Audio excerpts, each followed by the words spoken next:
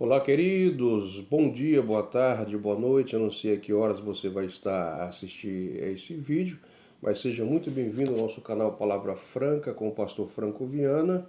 E desta feita nós vamos estar aqui gravando este vídeo, para estudar a lição da nossa escola bíblica, da CPAD, a lição de número 5, que vai ser estudada em sala de aula no dia 29 de outubro de 2023, que traz um tema, uma perspectiva pentecostal de missões. E nós vamos estudar esta lição num ponto de vista pentecostal, como fazer missões sobre uma perspectiva pentecostal, ok? O texto áureo, ele vai dizer o seguinte: mas recebereis a virtude do Espírito Santo, que há de vir sobre vós, e ser-me-ei testemunhas, tanto em Jerusalém, como em toda a Judéia, Samaria e até os confins da terra. Atos 1:8. Você precisa atentar para um termo que está sendo colocado aqui no texto áureo, que está registrado em Atos 1:8, que o escritor ele faz aqui menção de um termo técnico, que é uma concomitância. Ele fala que é tanto em Jerusalém como em toda a Judéia.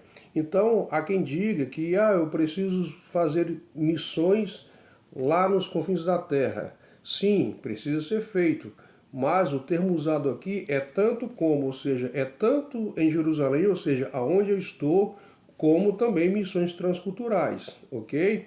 Então, esta missão, ela é feita integralmente em todo o tempo. É tanto em Jerusalém, como em toda a Judéia, Samaria e até os confins da terra. O desejo de Deus é que todo mundo seja evangelizado através da palavra de Deus. Então, é tanto aqui quanto lá. Alguém está pregando aqui, mas alguém também precisa ser enviado em toda a Judéia, Samaria e até os confins da terra. Então, ele usa um termo aqui que dá-se o nome de concomitância, que é tanto como.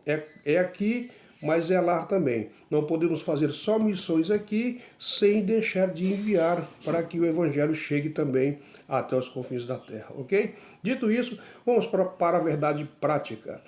A verdade prática nos diz o seguinte, que o Espírito Santo, o Espírito Santo derramado no Pentecoste é o mesmo Espírito que Deus deseja derramar de novo na igreja da atualidade. Isso aqui é interessante. Por quê? Porque algumas igrejas históricas acreditam que o derramamento aconteceu sim, mas cessou, ficou só para aquela ocasião, naquela época, e que não se expandiu, o que não é uma verdade. Se nós observarmos Atos, no capítulo 2:39, vai dizer o seguinte, que a promessa vos diz respeito a vós, aos vossos filhos e a todos que estão longe, a tantos quanto Deus nosso Senhor chamar. Então o Espírito Santo ele foi derramado lá, tá? Lá foi a inauguração do derramamento do Espírito na festa de Pentecostes, tá?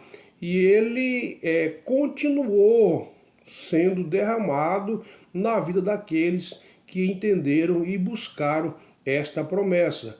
E ela também não ficou só para o dia de Pentecostes lá em Atos, tá? Ele permaneceu sendo derramado por aqueles que buscaram. E esta promessa não foi só para os dias deles lá. Esta promessa também ficou para os vossos filhos, os que estão de longe, tá?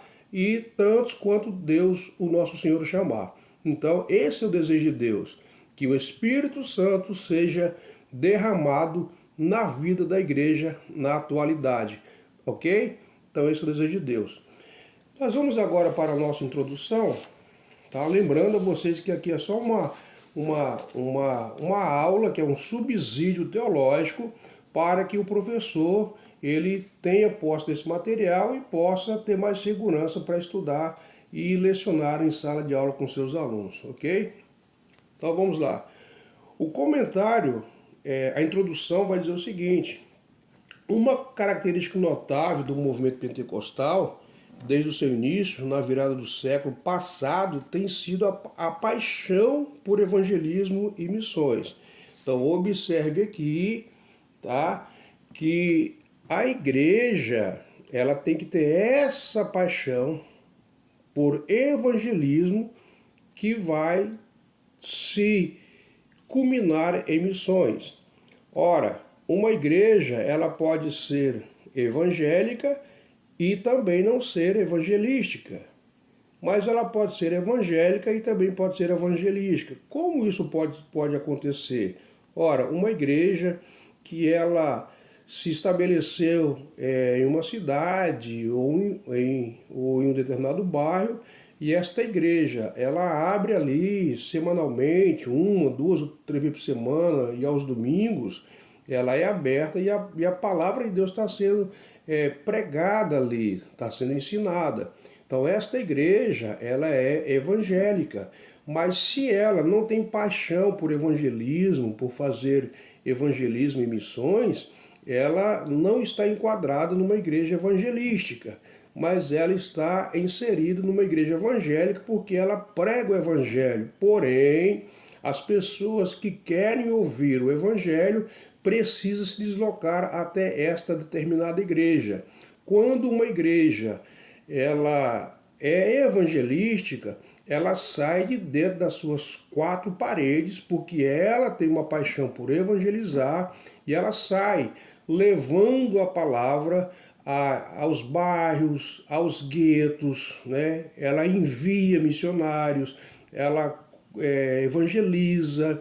Então, a igreja que faz esse papel, que tem essa paixão, ela agora não é só uma igreja evangélica, mas ela é uma igreja evangelística porque ela tem a paixão por evangelizar, e evangelizando ela se torna uma igreja que tem amor por missões, ok? Nós vamos agora para o primeiro ponto, que vai dizer uma perspectiva pentecostal de missões. O primeiro subponto vai dizer o seguinte: somos evangélicos historicamente. O evangélico é conhecido como alguém que enfatiza, né, primeiro, o compromisso pessoal com Jesus a partir do novo nascimento. Então, observe aí que a pessoa que aceitou a Jesus, ela deve ser conhecida como uma pessoa com Jesus a partir do novo nascimento. Então, antes que eu saia para poder evangelizar, falar do amor de Cristo a outras pessoas, primeiramente eu preciso deixar que o Espírito Santo venha fazer uma transformação na minha vida, no meu coração, ok? Para que assim eu esteja habilitado para falar a outras pessoas, porque evangelho é transformação. Como que alguém vai sair para evangelizar, fazer missões, falar de um Deus que quer salvar alguém, se aquele que está falando não teve a sua vida ainda transformada? Então, o evangélico, ele é conhecido exatamente aí pelo compromisso pessoal, tá, de ter nascido de novo, tá? Então, primeiro eu nasço de novo, eu me converto, tá? Eu vou adquirir experiência desta convenção, eu sou transformado, e depois que eu sou transformado, eu passo então a falar deste amor para outras pessoas, e através do meu comportamento, do meu testemunho, da minha maneira de tratar as pessoas, de falar, de se vestir, de me comportar, ou seja, do meu testemunho, ok? É que vai fazer com que eu possa agora e esteja habilitado para falar a outras pessoas, ok? Então, esse é o primeiro aqui aspecto. O segundo aspecto é conhecido por autoridade bíblica, ok? Então, uma igreja, ela precisa ter autoridade bíblica. Hoje nós vemos aí se falando muito sobre prosperidade, sobre cura, sobre milagres, tá? E não se ouve muito pouco, né, expor a autoridade da palavra de Deus. Os cultos às vezes levam aí em torno de 2 horas e a maioria das vezes aí 1h30, 1h40, com louvores e tantas outras coisas, e não tem mais a exposição da autoridade da palavra. Então a palavra ela precisa ser exposta ali, tá? Porque ela é a nossa regra de fé.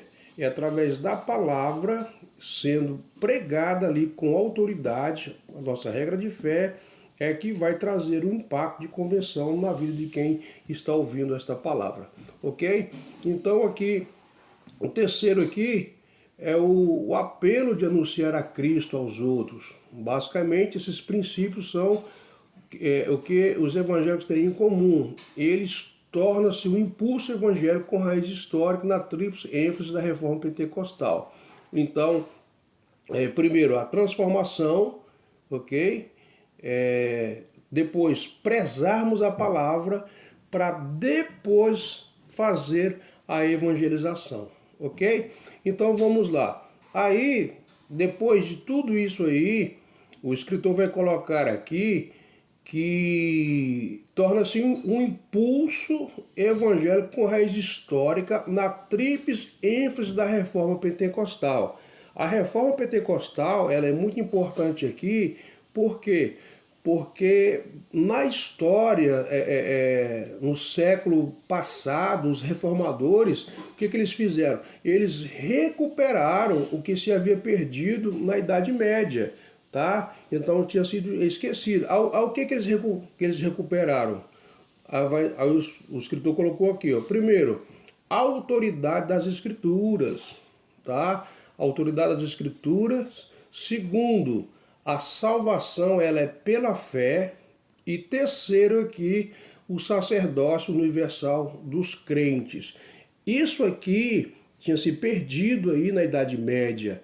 Então, os historiadores aí, os reformadores se reuniram, fizeram uma reforma e começaram agora a ensinar sobre a autoridade das escrituras que tinha sido esquecido, e também começaram a ensinar sobre que a salvação era pela fé. Ela não é pelas obras, ela é pela fé. E também passou-se a ensinar que é o sacerdócio universal dos crentes, ou seja, que Jesus morreu por todos, ele não morreu por um grupo específico, mas ele morreu por todos. O texto da Bíblia vai dizer, porque Deus amou o mundo de tal maneira que deu seu Filho unigênito para que todo aquele que nele crê não pereça, mas que tenha a vida eterna, ok? Então, os reformadores resgataram, né, esses valores aí, ok? E colocaram aí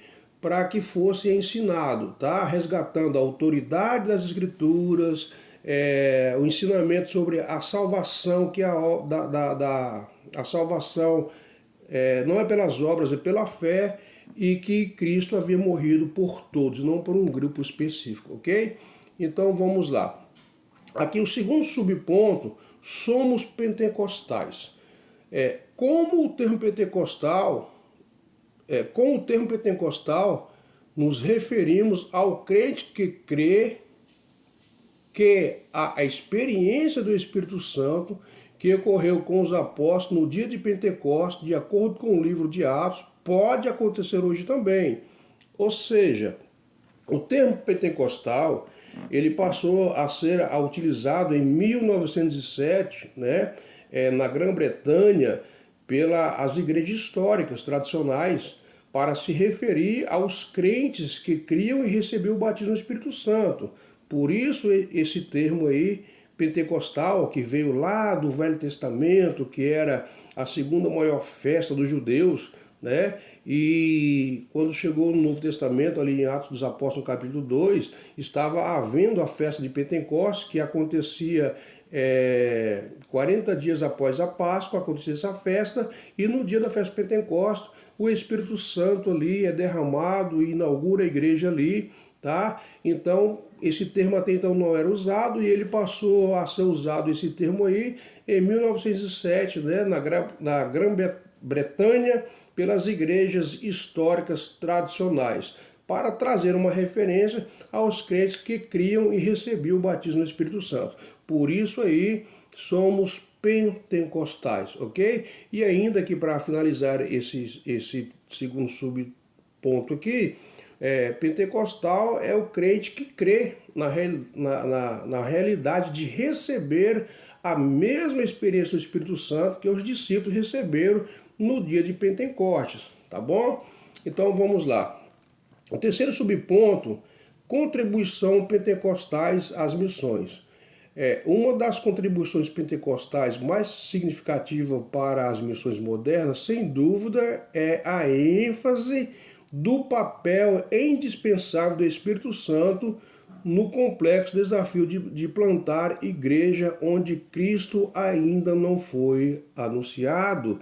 Então observe aí que a contribuição pentecostal a missões é implantar igrejas, né, aonde não existe igrejas. Então, missões é exatamente isso, é o que o apóstolo Paulo fazia. O apóstolo Paulo chegava em alguma determinada região, né, que fosse na Acaia, ou que fosse na Macedônia, ou qualquer outro lugar ali do mundo antigo, e ele ali via que as pessoas não tinham conhecimento de Cristo, e ali ele fazia um trabalho de evangelização, as pessoas eram, né, convidados a aceitarem a Jesus, e ali ele ganhava muitas almas, e ali ele implantava uma igreja e saía ali implantando igrejas, né? É o que nós não vemos hoje, né? As pessoas alugam um ponto, colocam umas cadeiras e fica aquela migração de gente de uma igreja para outra, e acaba ali se gastando muito tempo, muita energia, fazendo culto para pessoas que realmente já conhecem a verdade. Mas missões, de fato, é você estar inserido numa cultura diferente, num povo diferente, levar elas ao conhecimento de Cristo, ok? Depois que tiver tudo estruturado, sai-se para fundar outro trabalho em outra região, em outra cultura. Isso sim que é a missão transcultural movida pelo Espírito Santo de Deus, ok? Então vamos lá. Nós vamos agora para o segundo ponto da lição, que vai falar sobre a obra missionária dos pais do Pentecostes. Primeiro subponto aqui diz assim, ó, a causa da obra missionária da primeira igreja. A descida do Espírito Santo no dia de Pentecoste é o acontecimento que impulsiona a obra missionária da primeira igreja. O Senhor Jesus disse aos discípulos que, uma vez capacitado pelo poder do Espírito Santo, ele seria suas testemunhas até os confins da terra. Então, vamos parar um pouquinho aqui para que você possa entender. Jesus em Atos, no capítulo de número 1, antes de ser assuntos aos céus, antes de ser ocultado pela nuvem, deu uma ordem que eles deviam ficar em Jerusalém, porque do alto eles seriam revestidos de poder, e após receber esse revestimento, né, eles deveriam sair, né, como eu falei lá no início, lá na introdução, no início da lição, eu falei que Jesus usa, o escritor usa um termo de concomitância, que eles, após receber esse revestimento, que eles deveriam ser testemunhas, tanto em Jerusalém como em toda a Judéia, Samaria, até os confins da terra. Só que isso não aconteceu. Eles foram revestidos de poder e permaneceram só dentro de Jerusalém. Ali eles iam para o templo, eles viam coxo, oravam, coxo eram curados, cegos enxergavam, mudos falavam, surdos ouviam, mas o propósito ainda não havia se cumprido, que era o evangelho chegar a toda a Judéia, Samaria, até os confins da terra. Então, para isso agora, Deus permite com que eles sofram algumas perseguições, para que eles saiam ali de Jerusalém e alcancem outros territórios, como toda a Judéia, né? Nós vemos ali que Filipe, ali o diácono Filipe, após a perseguição, quando Saulo entra em Jerusalém, fica todo mundo aterrorizado pela a morte ali de Estevão, né? Então aquilo trouxe um temor muito grande ali, medo. Então quando Saulo chegava, eles tiveram que se expandir. A Bíblia diz que Filipe saiu vindo para Samaria, fazendo-se cumprir o que Jesus tinha falado em Atos 1, capítulo 8, né, que seriam testemunha também em Samaria. Isso aconteceu.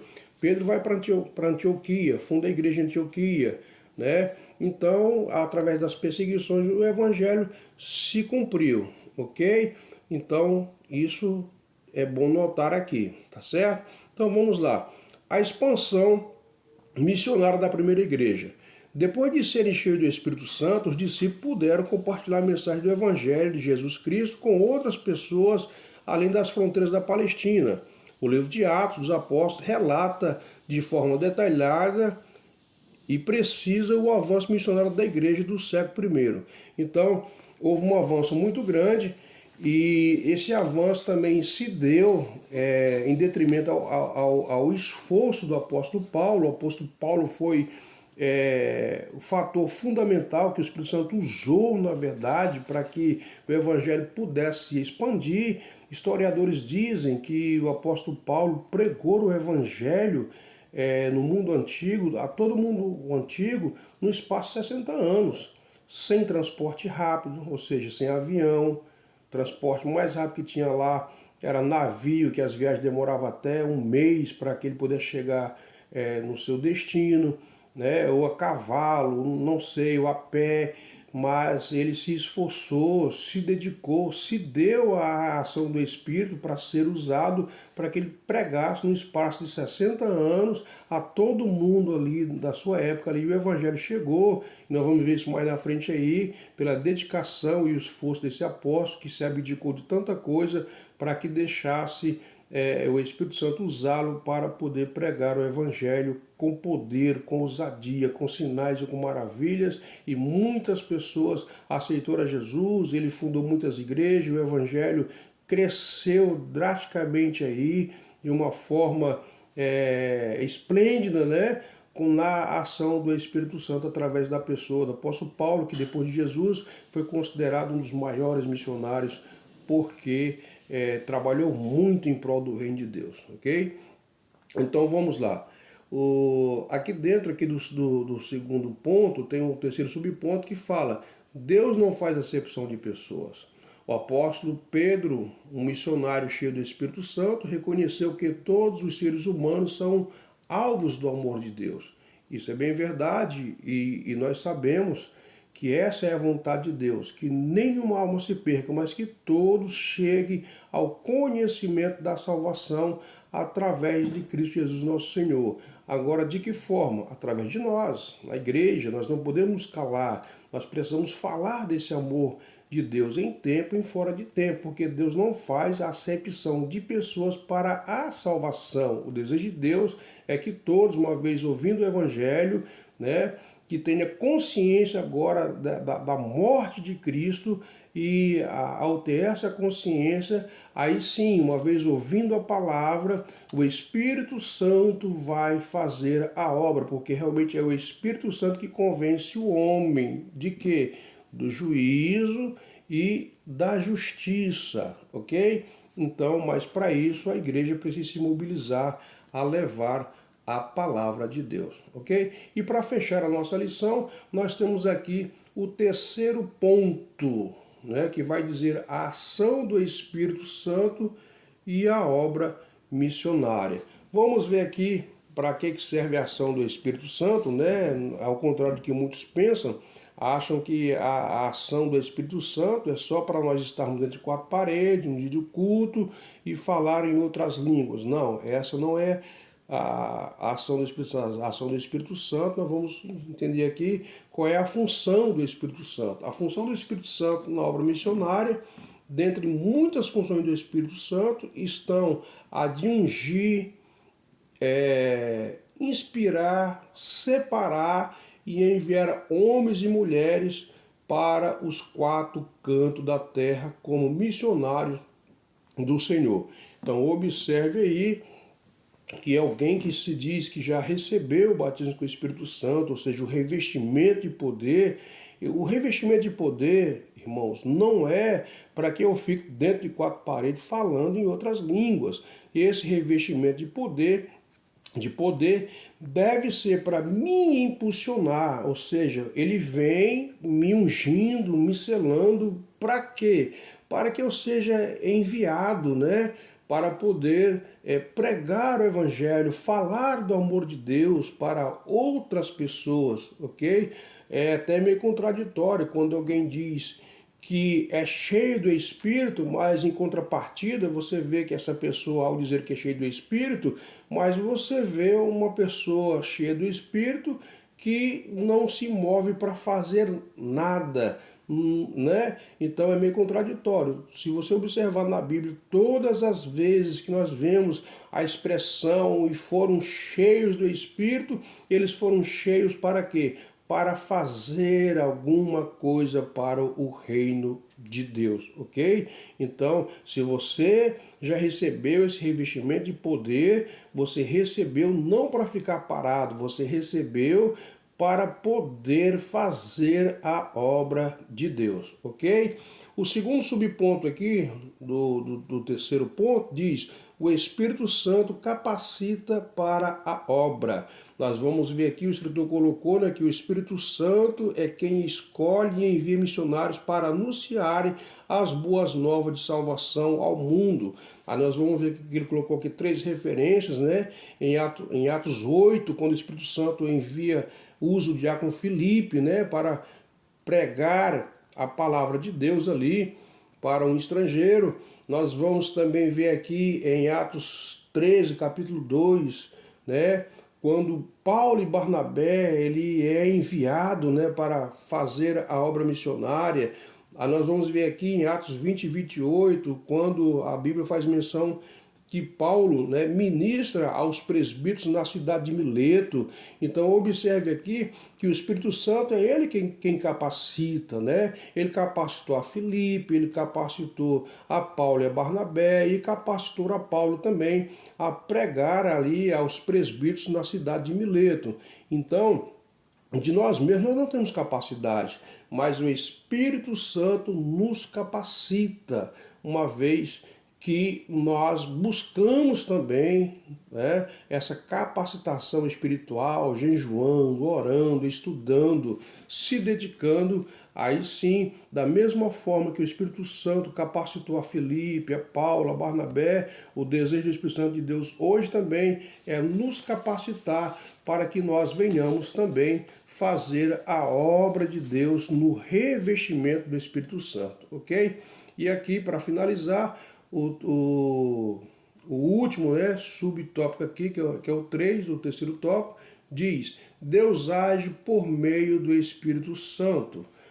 Aí foi colocado aqui o escritor, né, ele colocou aqui as Verdades Pentecostais, que é uma obra do saudoso pastor Antônio Gilberto, que descreve a existência do Espírito Santo na obra missionária. Ele mostra que o Espírito Santo escolhe, envia, capacita e direciona evangelizadores, ok? Esse é o papel da igreja.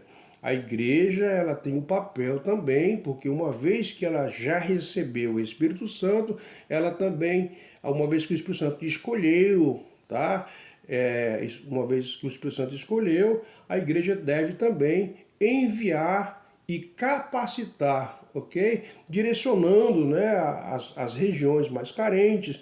Por exemplo, aqui no Brasil nós temos muitas regiões carentes, se fala muito da janela 10x40, né, que fora do Brasil, para quem está no Brasil, mas aí no Brasil, eu estou aqui nos Estados Unidos, mas aí no Brasil aí tem muitas regiões carentes, né, como o Vale do Jequitinhonha em Minas Gerais, tem as 11 janelas nordestinas, que poucas são faladas aí no Brasil, né? Que é no Nordeste, onde o Evangelho não chegou em alguns lugares ainda. Aquela região ali do Nordeste, ali indo Ceará, Juazeiro, aquelas regiões ali onde o catolicismo é muito forte, né? E as pessoas precisam, necessitam de ouvir o Evangelho.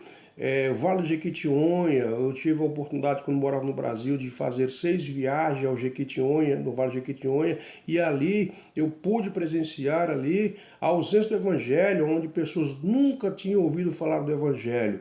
Então, o papel do pastor é fundamental para poder, uma vez que a igreja que ele está pastoreando, né, já foi revestida, o Espírito Santo já escolheu ali, já capacitou, então agora esse pastor ele precisa sinalizar, escolher, direcionar esses evangelizadores para que o evangelho chegue a essas pessoas, tá certo?